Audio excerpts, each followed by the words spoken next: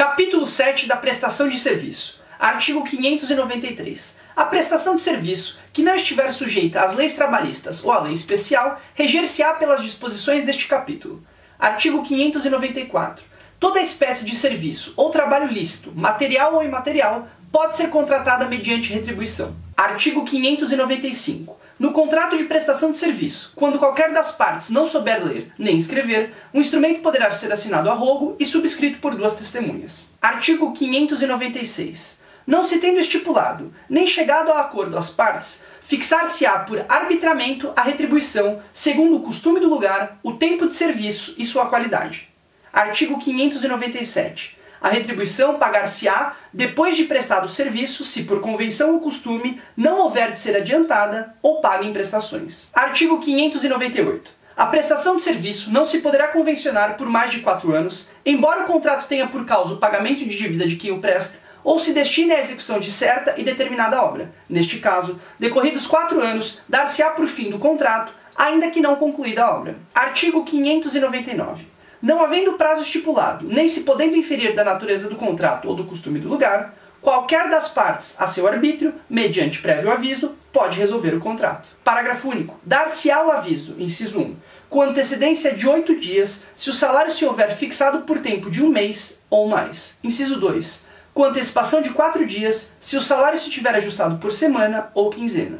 Inciso 3. De véspera, quando se tenha contratado por menos de 7 dias. Artigo 600. Não se conta no prazo do contrato o tempo em que o prestador de serviço, por culpa sua, deixou de servir. Artigo 601.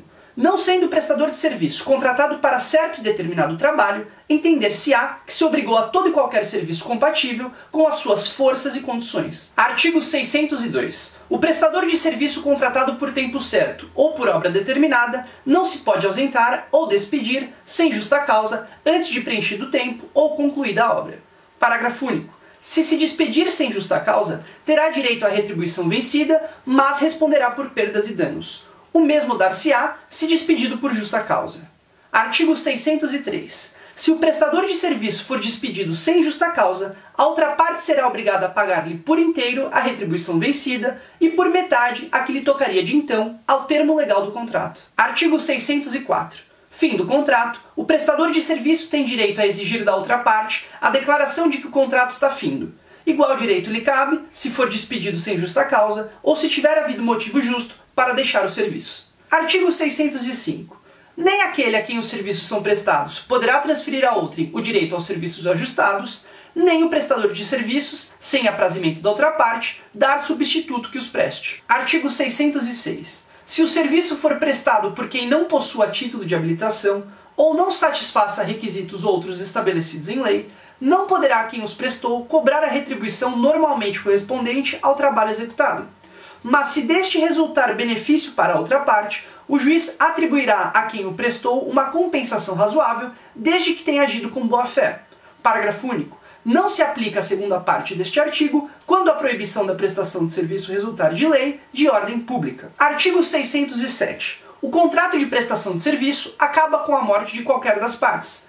Termina ainda pelo escoamento do prazo, pela conclusão da obra, pela rescisão do contrato mediante aviso prévio, por inadimplemento de qualquer das partes ou pela impossibilidade da continuação do contrato motivada por força maior. Artigo 608. Aquele que aliciar pessoas obrigadas em contrato escrito a prestar serviço a outrem, pagará a este a importância que ao prestador de serviço, pelo ajuste desfeito, houvesse de caber durante 2 anos. Artigo 609. A alienação do prédio agrícola, onde a prestação do serviço se opera, não importa a rescisão do contrato, salvo ao prestador a opção entre continuá-lo com o adquirente da propriedade ou com o primitivo contratante.